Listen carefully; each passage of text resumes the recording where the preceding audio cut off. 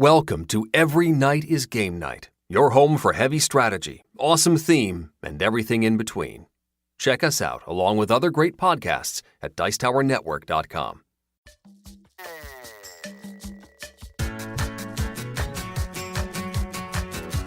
Every Night is Game Night, episode 111, Lunchtime Games.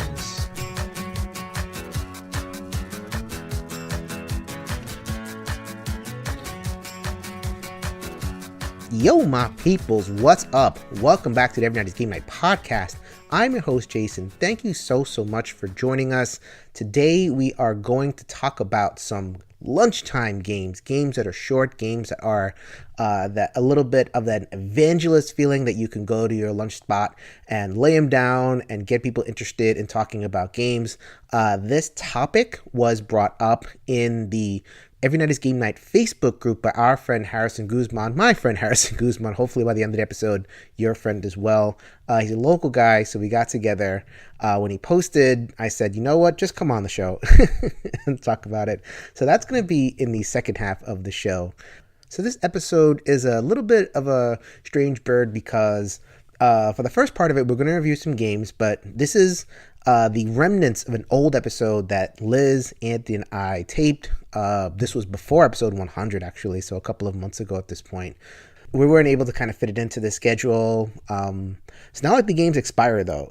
It's not like, all of a sudden you can't get these games or they're bad, like milk or something like that. No, they're still good games. We just wanted to wait until we had a little bit of a hole in our schedule so that we could squeeze it in.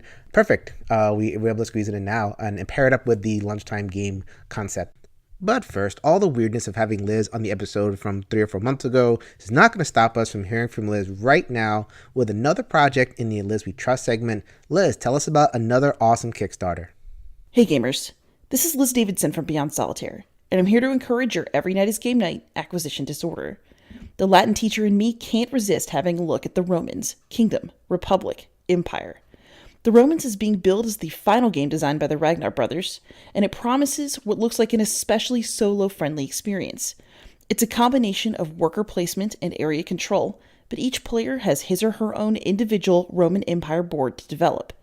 There's also an AI system in place to simulate enemies fighting back as Rome expands. Players will need to shepherd their empires through multiple eras of Rome's development, and increasingly powerful buildings, leaders, and abilities will become available as the game progresses. If you like games with historical themes, this one looks like fun. Also interesting is that this campaign is not offering stretch goals. The Ragnar brothers have made the best game they can make, and they stand by it as is. For US gamers, a pledge for the Romans will cost about $58, including shipping. Happy gaming. All right, Liz, thank you very much, and welcome back to 3 months ago when you first recorded this particular episode. Sorry, guys, it's just a little bit weird. So we're going to talk about some games. I am going to talk about 2 games.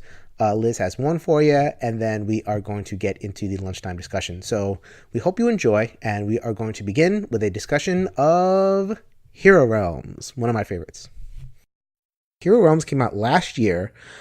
This was designed by Robert Daugherty and Darwin Castle, published by White Wizard Games. White Wizard Games, they are the people that made Star Realms. So this is the fantasy version of Star Realms. I mean, so many of us out there know Star Realms. It's about as super simple and streamlined a deck building game as you can possibly get.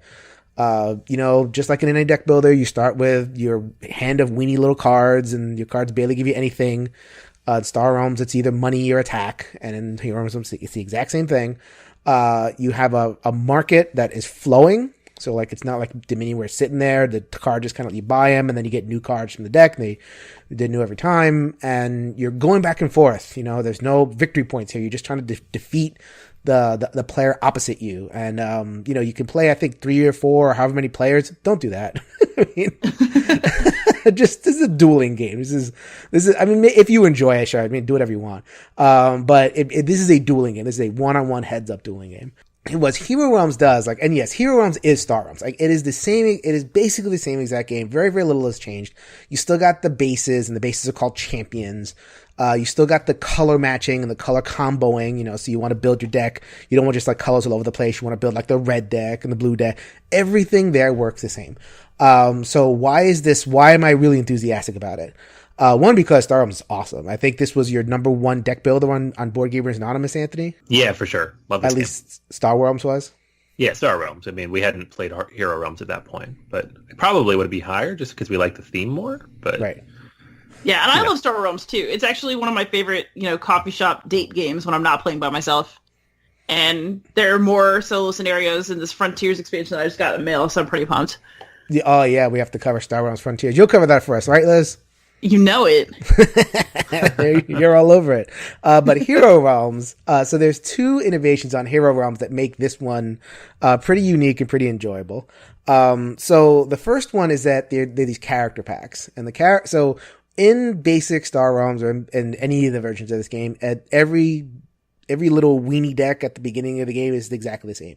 And then you get 8 coins and 2 attack, and that's it. And that's your 10 card deck.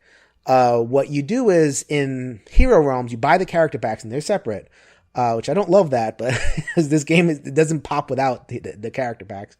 But you get a ranger, and basically I think either 5 or 6 cards are like the basic cards. But then you have 4 cards that are specialist cards. And so like if you're a ranger, they're like, these bow and arrow cards. Or if you're a thief, you get these knife cards. And the knife cards kind of combo off of each other. And each, the wizard and all that kind of stuff and the cleric, they all have different cards. And it's 4 cards. And that doesn't sound like a lot, but it really is a huge difference because those first 4 turns, you're going to see unique cards. And that basically changes up your strategy, which is really cool. And they found a way to kind of make it quote unquote thematic. Like deck builders are not thematic. Star Realms, the realm system is not thematic.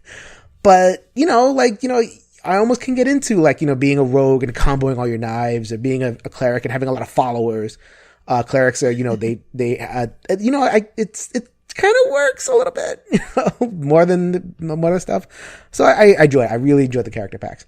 The second thing is the Ruins of Thandar campaign system. Wow. They managed to take this dinky little deck builder and actually make a really fun, satisfying campaign out of it. Like what the Ruins of Thandar deck does, it gives you basically a 3-step campaign. So like you begin and you have like an encounter in the streets. And then the encounter in the streets kind of branches off, and you can kind of do a couple of other, fights depending on what choice you make. And then the last combat is like I don't want to spoil anything. They really mess with the meta of the game and they make it pretty exciting. I'm pretty sure it's a lot of the same stuff as in Star Wars Frontiers, which you're going to review. But I just really appreciated that. I really appreciated how much flexibility they can add into the system and make each of the different bosses unique. And they're all bosses. This is a solo co-op, whatever, campaign, however you want to play that out.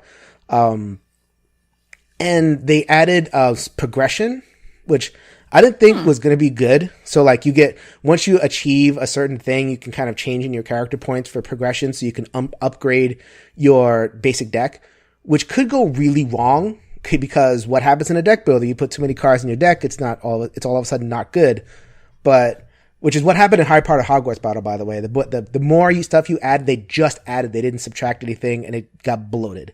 So, and in this game, what they do is they give you extra stuff, but the extra stuff follows deck building rules. So like, okay, this card gives you, +2 attack and, trash it for an extra +2 attack. It's like, oh, I could just get rid of this thing out of my deck. Or like, this one gives you +1, money and then draw a card. It's like, oh, that is it's so subtle, but it makes you feel powerful without bogging down the game. And that is what you want out of a campaign game. You want to feel powerful, but you want to respect the rules of deck building. This game does that. And it gives you a neat little story. I'm really excited about this. I didn't think I would get so excited about this tiny little game. Like literally, Ruins of Thandar, basic Hero Realms, and the character packs all fit in that one little box. And there's a lot there. And I'm like, I completed a campaign with every single character, had to level them all up. I'm a nerd. I was it just does so many things right. They've clearly, they've been at this for years and they've clearly learned a lot of lessons, the White Wizard people. I think this is awesome. Well, you backed Star Realms, right? Liz, so you're totally. Oh yeah. And actually I made a huge mistake with my purchasing in that I backed Star Realms, right? And then I was like, oh, I'll just add on all the Hero Realms stuff with the Star Realms stuff. It'll show up. It took forever. So I've just been waiting to play Frontiers and the Hero Realms, like Runes of Thandar and, the boss decks and everything. So I have a lot of White Wizard fun, like, in my future. Yeah. Did you get a chance to play Hero Realms, Anthony? I did, yeah. Yeah, I mean, I like it. It's, I always love Star Realms a lot. So obviously put the fantasy theme on it. I'm all on board. And then the character packs, like you had recommended that. So I went out on a few of those and I'm like, wow, these are great. They really do make it super unique. My only thing on the campaign is that it's kind of easy if you're playing it solo. Like, I feel like with one character, it's kind of pretty simple. Did you have that same experience? Depends on who you play and depends on what comes out of the boss deck. So there are some combinations that come out of the boss deck that are impossible for certain characters to beat. And I won't go into too much detail. So, like, let's say you're a high damaging character and your whole, but the boss deck makes you discard all your cards and there's nothing you can do about it. Or, you can't like prevent that with your particular character. Or you are a low damage character, you need a whole bunch of ramp up, but the boss just hits you, bam, bam, bam, bam, bam. So, like, if you kind of cross those streams, you're going to be in trouble. But if you play the right character versus the right, it's hard for me to talk about because it's spoilers, but like if you kind of go through it the right way, then you can have a really easy time. So that is a criticism. That and the fact that the campaign is too short. Like, I'm playing it over and over again, but because I'm having fun, but it's too short. I'm waiting for more. And apparently they're going to kickstart a couple of more campaigns.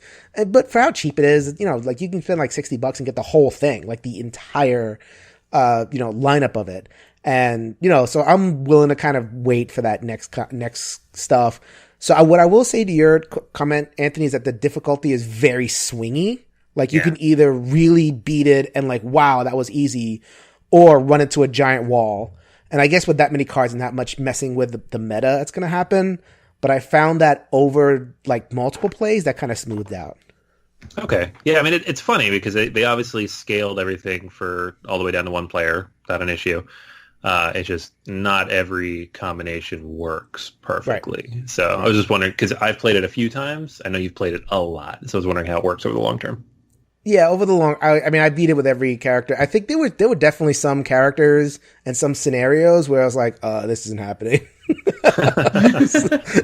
And I'm pretty good at it, but yeah, no, I'm over the moon for it. I really love Hero Realms. I actually don't own it out. I bought a friend's copy. I am looking for a trade. So if you guys want to hit me up, I got some stuff over here. Let's trade. Let's do it. It was really cool. So that was Hero Realms of White Wizard Games. All right, so next up we have Multi-Universum. This is not a campaign game unlike Hero Realms. This is a little puzzle game. Liz, you are going to tell us about this game that was designed by Manuel Correa and published by Gray Fox Games. Go for it, Liz. Absolutely. Okay, so unlike these more campaign-driven games, Multi-Universum is a true filler. It's pretty quick to play. Its price point is low. It's $15 list price. I think if you are an Amazon Prime person, you can get it for like $12 right now. And it is a game where you are part of like the scientific team and you've been experimenting with opening up portals to new dimensions. But this has not gone well because you don't really like what's in other dimensions. And the game has all this really cool art, these creepy, giant, evil death gummy bears and creepy skeleton people and just weird animals. It's really, really great art, actually, in the game. But the way that it works is that they don't actually come through the portal and scare you or anything. It's a very puzzly game where your goal is to score the most points by closing as many portals as you can. And the way that you do this is limited by your location. There's 5 different transformers in the game, and they're different colors. And then you draw cards that have different actions depending on what color you're standing on. So your card could let you, sift the discard pile for different cards on the blue transformer, or it could say that the blue transformer allows you to move, or that it allows you to take a special action. So basically you're limited by the cards in your hand and what they tell you can do in the location that you're at. So the strategy is about moving around, and then some of the cards are multi-use. So you can use the cards to take actions, and you can also use the cards to kind of store in your lab. And then when you get the right combination of symbols and you're on the right transformer, you can close a portal and score points. So the game has a lot kind of going on the first couple of times you play it. And then once you slip into a rhythm, it is really actually simple. It's probably a good beer and pretzels game once you get over the hump of dealing with all the iconography. I will say that the rulebook did not advertise solo play as well as it could have. So solo play is actually pretty fun because it's against a timer. There's like a rival scientist virtual player that you set up who just draws cards and collects symbols and will just close portals as he moves from transformer to transformer. And so that's actually great because it makes the game end a little more quickly, and then you are racing against the clock to try to score. But the rulebook actually just says, if you want to play multi-universe and by yourself, feel free to try the solo play variant. It may be a great way to learn the game rules before explaining them to your friends. It's the worst. And the solo rules are like, you can use this to learn the game, and then immediately like that means ouch! Hey man, own it. If you're gonna have a solo mode, own it. I remember that. So, I guess my overall feeling about the game is it's entertaining. It's a fun little puzzle. It's fine. I don't know if it's going to be part of my rotation for all eternity, but if you like the theme and you like little puzzly games that don't take up too much table space and are cheap, then I think that Multi-Universum is a perfectly reasonable game to try out. Yeah, I think that I completely agree with most of what you said. You didn't point this out. I'm surprised that you didn't, because we were talking about Carthage and some of the other games that made the same mistake of movement is not easy. Yeah, so no, it's that was our problem with Carthage. That was our problem with, what was the other game that had movement on the cards and stuff like that? It wasn't natural and easy. I forget which one. Yeah, it's a persistent issue. I know that you don't want people to just be able to move limitlessly, but making it dependent on luck can be very frustrating. The thing about Multi-Universum that made it easier for me, though, is that you have that action that lets you sift through the discard. Right. So you can actually find the card that you need and then use it. But you only have 3 actions in a turn, and if you use 2 of them basically to move, and moving is never an exciting action. It's not. So there's an updated version. I think it's Cthulhu Awakens or something like that, because of course Cthulhu. There's a rule that says you can discard a card to move to the next transformer. Just do it, and you're able to move freely. This game needs that. Yeah, because sometimes that's definite improvement. Yeah. Yeah, so that was a little bit frustrating. The solo, I found it solvable. So I guess the rule book, you don't want it to say it, but it wasn't lying. I found the solo you get into a rhythm of it and you kind of beat it every time. And that is, that could be an enjoying thing. But I think, well, not beat it, but you're barely beating it for 1-2 points. But I think I got it pretty consistently where I was beating it. And you don't want that in a solo. You want a little bit of challenge and everything. Yeah, I guess I'm where you are. It's a neat little puzzler. It's very light, light. Half hour. Anthony, I would say you might like this because it's a puzzler, but then again, you don't love the light kind of short games either. So I'm not really sure where this sounds to you.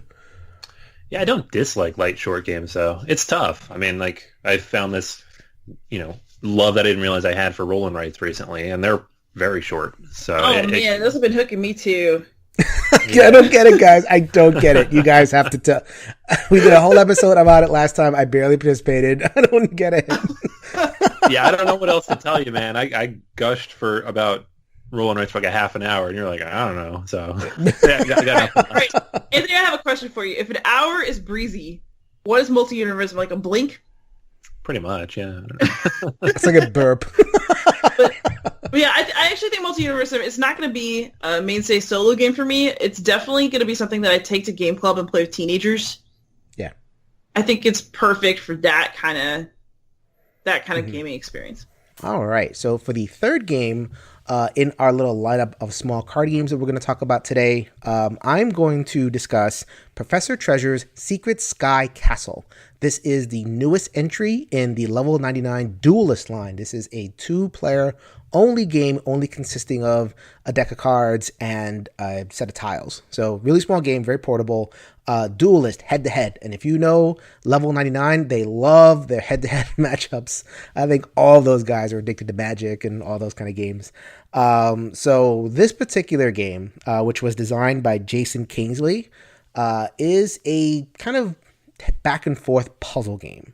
So you're both treasure hunters and you are invading this castle, and the castle has treasure all over it and it has some other stuff. And you are competing against a rival treasure hunter, and you're going to try to get as much stuff as possible over 3 rounds. So how does the game work? So each player is going to have a hand of 8 cards, and those 8 cards are basically like your treasure hunting minions. So you have your lookout, your sentry, your jeweler, your captain, all these kind of tropes of heist type games. And you are going to go back and forth, and you're going to play these cards. So I'm not going to go into the whole mechanics of how it works, but basically there are 2 phases. One is this kind of blind card play. You know what you're playing, but your opponent is kind of guessing what you're doing. And then so you got to play cards onto individual tiles or outside the tiles depending on what you're playing. And then the second phase you're going to resolve. So place and resolve. And the game of it is that each of the players, each of the characters, these little treasure hunter types, they have rules. So like the thief will take from another player. The sentry will block the thief. The captain will take one from the row. The smuggler will take one before somebody else takes one. And there's a whole bunch of like rules and exceptions and combos. And I mean, I wouldn't quite say rock, paper, scissors. It's not quite that, direct, but you're thinking that way. You're thinking like there's one person that can do a thing, but then your opponent has something that can counter that. And you're trying to anticipate what's he going to play. He's already played this, so he doesn't have this. So let me play this. Let me play these types of cards first. Let me play this type of card second. Really thinky, experience. And so you're just going over this through 3 rounds. And like I said, there's different ways to score. You get treasure, which is worth points. You get artifacts, which, if you get a few of them, it's not worth much. But if you can get, 4, 5, 6 of them, they kind of combo up exponentially. So yeah, that's basically it. You're going to go back and forth in 3 rounds, and whoever scores the most points wins. I thought it was pretty cool. Does this game kind of break the mold? Not really. I think there's a lot of games that do kind of similar, let's duel and get into each other's heads. But I liked the spatial element of it. I like the art style. The art style is really, really fun. Level 99, they're going to go into their anime and their very fun kind of almost steampunkish type look, if I had to kind of talk about it, because, flying castles and airplanes or biplanes and all that kind of stuff. The best part of the game is definitely the comboing, the anticipation, that kind of graduated sense of rock, paper, scissors, only kind of more, really satisfying when you can kind of guess where your opponent is going, and you can kind of play a card and say, haha, this game does haha very, very well. Negatives, it's level 99. So is that a positive or a negative? To some people, it's a positive. To some people, it's a negative. In the sense that they have a very unique kind of ethos for their games. Like all their games are this combo-licious stuff, and they tend to have kind of a higher barrier of entry because it's, a lot of text in the cards, and, you have to get to know the rules, and you have to, the rules aren't quite, they always print the rules in this big sheet. Why not booklets? I don't understand. So it just takes a while to penetrate it and to learn it. It's not the easiest teach in the world. Once you get it, it's kind of flows back and forth. So I'm not that type of, I'll be honest with you guys. I stink at this game. I stink. I'm not the kind of person that wants to get into the other person's head and anticipate their combos and stuff. Some people are. Some people, they love magic. They love, all the kind of derivatives that are there. This is a nice distilled version of that with the spatial element as well. So niche product, if you are into that, I can really definitely recommend this. It's quick. You can throw it down. It doesn't take a lot to set up, which is really important for a lunchtime game or a short game. Just get down. The rules kind of teaches a little bit much, so I wouldn't recommend just like throwing a bunch of new players at this. But if you have a partner that you are consistent, you just want to kind of go have a quick experience like this, I can definitely recommend Professor Treasure's Secret Sky Castle from level 99. If you're out of that niche that this might appeal to, then, not quite sure. But if you're in that niche of, duelist players who want to get in each other's head, play something fast and fun, I can recommend it. All right, for our feature discussion, as promised, we are going to get to my friend Harrison. His girlfriend Elsbeth also stopped by the show. We are going to talk about lunchtime games. What are they? Are they just short games? Is there something different? Is there a method to the madness of introducing coworkers to games at lunch? Let's talk about it. Hey everybody, Jason here, and I am with Harrison and Elsbeth. Harrison asked the question on our Facebook group, Every Night is Game Night. When I was looking for topics, Harrison piped in and said, why don't you guys talk about lunchtime games? I said, why don't you talk about lunchtime games? So I invited him on the show. We're going to talk a little bit about that. So before we get into it, Harrison, say hi. Hi, I'm Harrison. I run a meetup group in Connecticut, and we meet at The Portal, who's also has a show on the Dice Tower. There you go. Yeah. And Elsbeth. Hello, I'm Elspeth. And I enjoy playing board games. We are going to get into the topic of lunchtime games. Tell me, though, what's the difference? Like, what makes a lunchtime game and not just any old short game? For me, I think that lunchtime games are games that you don't really have to make too much of a sale on, because a lot of the people, especially at my work, might not be so familiar with games or even have the patience to learn games. So something that's easy, quick, and maybe something that people can jump in and out of without feeling bad.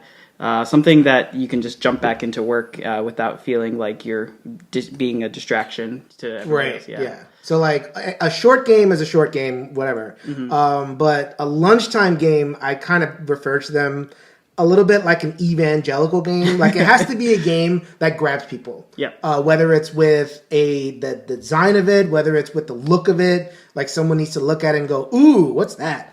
And it has to be short and easy to teach. So, like, you can't just, like, plop down any old short game. We reviewed Multi-Universum, just for example, earlier in the show. That is not a lunchtime game. That is a little bit dry and abstract, but there might be some other ones that we're going to talk about now. So, Elsbeth, you actually have a really interesting job. You work for, an aerospace program? Yeah, I'm a mechanical design engineer. I design equipment for space. Wow. Do they play games in aerospace at lunchtime? It's really hit or miss on the person. Some people, it's hard to get away from your computer, but Okay. Some people, yeah, they like to play games. So you really have to try hard to have the perfect game in order to get them away from their computer. I think the person is either open-minded or they're not. So they'll either play a game or they won't. Okay. So we have a little bit of a selection of games to talk about. Harrison has made a short list. Elsbeth to make a short list. I'm just going to be here in the peanut gallery, booing and hissing and telling them why they're wrong. So ladies first. Elsbeth, tell us, what do you lay out when you want to play a game at lunch? All right. Well, the first one I thought of was one that I recently played at work during lunch. Oh, and it was a success. Yeah, it was a success. Okay. So I had been hearing, actually, discussion with Harrison and a few other of our friends were complaining about how they couldn't get coworkers of theirs to join them for a game. So I was like, you know what, I'm going to try this. I brought in a few games and got some people pretty quickly. So I was pretty excited about that. And we played Gravwell. And to draw to what Jason just mentioned, the theme struck with my coworkers because it takes place in outer space. Mm-hmm. So it fits perfectly for what we do. And that's exactly like the lunchtime game, kind of like if this is an advice section, I think, having a theme that fits with, whatever is happening, it's going to be really helpful. Like I've done team building with Flashpoint Fire Rescue or something like that. I don't work in emergency services, but, I work with a lot of kids and we're always like rescuing, in a mindset of rescuing people. So like, going into a place, rescuing kids really resonated with the work that I was doing. So that worked. So it seems like Gravwell. I imagine a game. Have you guys played Planetarium? No. I haven't. That game rocks! Both games are solo modes, by the way. So that's the type of game that you're talking about, something that where the theme fits the audience. So to speak. Yeah. And a couple other things that I liked about Gravel and all the games I picked. I picked games that, apart from being short and catchy, could also fit in a very small table. I think there's not a lot of sometimes you're limited with the table space. So if you're just grabbing a corner table at lunch, do you want to go into your first game or go through all of them? Do you want to go back? We can go back and forth. Okay. So let's go back and forth. Elspeth talked about Gravwell as a way of matching theme with the workers that are on your lunch break. I imagine you don't work with people who are Cthulhu worshippers, so this is a little bit of a different thing. I mean, I think that know. people have said that my job is pretty culty, so maybe, I don't know. But thanks for introducing the next game. But the game that I actually played today at lunch was Don't Mess with Cthulhu, which is a nice social deduction game, super easy to teach. I've never taught this game without having people want to play another round. It does a good job at kind of introducing people to, like hidden roles without asking for too much. So I think that it has a good table presence. Everybody likes to see the little flashlight being passed back and forth, and at the end of the game, usually somebody's screaming or yelling about being betrayed. So that kind of feels good. That was a nice popular hit. I think we'll play that a little bit more often at work. And I noticed on your list you have Skull, which is another social game. So I imagine you both have had success with those kind of light, easy to hit the table, minimal component social games, right? Yeah, Skull was an easy choice for me. It is one of my favorites, and it's a great game to teach people who don't have a lot of board game experience. They love the idea of, 2 easy points I can win, and the opposite side of that is, I can screw my coworkers or my friends by giving them the skull. So yeah, Skull is is definitely one of my favorite games. At small footprint. I mean, it's basically a bunch of coasters. Yeah. You could It doesn't take up much space, yeah. It's also like really interesting. Yeah, it's interesting because when people look at it, they're like, is that really a game? Are you playing a game? And really you just have coasters in front of you with a couple like circle coasters on top of a square coaster, and that's supposed to be a game that gets people to yell at each other. So what is this game? Galapagos? What? I've never even heard of that. So Galapagos is fun. It's a nice light. I mean, you can play it in about 10 or 15 minutes. So this is one of the longer games, but you're all on a desert island, and it's a cooperative game. You're trying to survive. It's cooperative until the food runs out. So basically, you're all trying to do what it takes to collect food, collect water, start building a raft because a storm's coming. And you go around in circles and you're just trying to, share the work, and unless somebody's greedy. And then usually it ends in a pretty terrible bloodbath. So how does it go playing a game about starvation during lunch? Sometimes that's really interesting. like you're controlling characters that are starving, but you're also kind of like taking quick turns and you're yelling at each other, but you're gonna have to work together in a few minutes after it's done. But that's the irony isn't lost there. Yeah. Okay. Sometimes you want to just go back and forth with somebody. You don't want it to accommodate a large group. Elsbeth has her final suggestion, which is Bonanza Duel. So Bonanza Duel is the 2-player version of Bonanza, which is already one of my favorite games, and recently picked up Bonanza Duel, and it adds a new element of trying to bid your partner into trading the cards, and it's a bit almost take that with the new mechanic. Man, you guys like to mess with your coworkers during the games. Oh yes. Yeah, I've learned to be a lot more aggressive. But yeah, Bonanza Duel is. I wanted to stick a 2-player game in there, just in case you have a few coworkers that can't get away from their desk, and it's hard to predict what player count you're going to have. So it's good to have. I thought that was a good 2-player game to have in my back pocket. Okay. So this last game, I got some stuff to say. So get ahead and describe it, and I'll get to my contribution. Bad stuff. All right. So Elspeth had a good point about games that might do different play counts, even the smaller one. But something that's been really popular at my job is the Mind. It's nice and easy to pick up. Everybody knows how to count to 100, I think. But it's kind of fun because it kind of builds a little bit of rapport with each other when you're like looking at each other, trying to make sure that you give each other the right looks, and then at the end of it, you usually feel pretty good. This is another game that people want to play another round of as soon as they learn that a game that's just a couple numbers on cards could make a game that kind of feels really fun to play. Mm-hmm. And Jason says. Well, it's not bad. No, it's not bad. In the sense of do you own a published copy of The Mind? Yeah. Yes. Okay. So I do not, and this is why. So I like Six Nimped. Okay. Six Nimped is one of my favorite games. I've liked it for years. So I am a big proponent, especially for this lunchtime experience, of I'll bring in my Six Nimped cards, and I'll either play Six Nimped, or I'll play The Mind, or I'll play the game, or something. So that's actually one of my favorite lunchtime things to do, is to have one system of whatever, and then I'll just play whatever I feel like the group will be into. So I like The Mind. Don't even worry about it. But in the sense of, that's a good idea.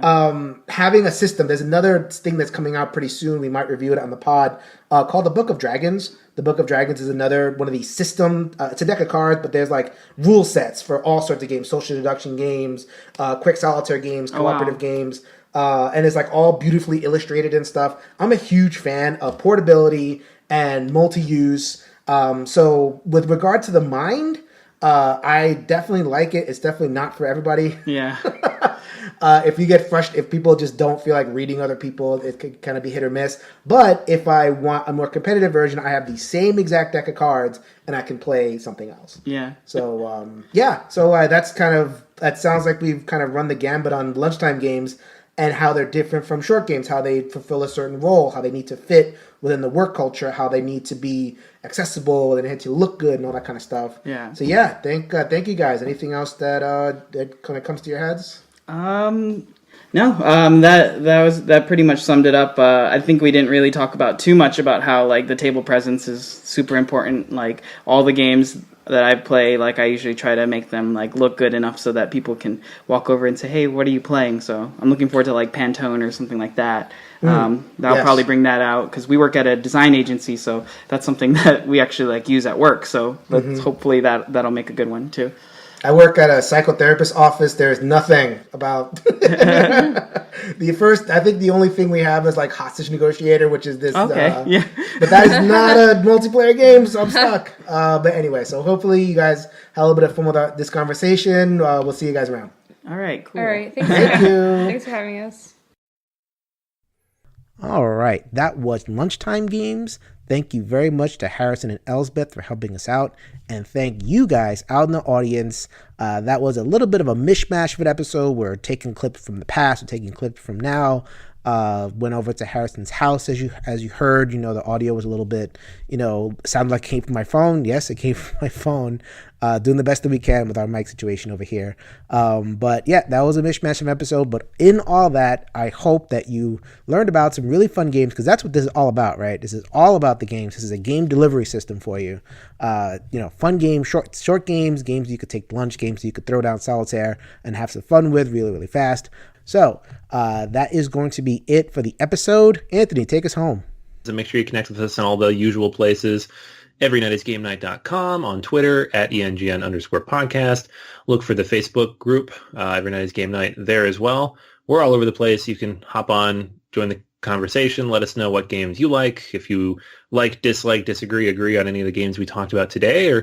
But for this week, that's going to go ahead and be everything. So until next time, go ahead and grab a solo game off the shelf, and let's make every night game night. Later, everybody.